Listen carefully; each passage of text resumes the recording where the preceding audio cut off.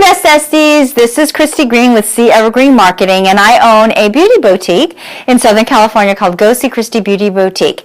And I've owned this business for over 10 years, and during the course of 10 years, you get to see all kinds of clients. So thank you for joining up and getting the emails on how to manage your clients. And among them, we're going to be talking about how to manage Rita the Rescheduler, Claire the Canceler, Always Late Kate, and of course our favorite, Dina the Diva.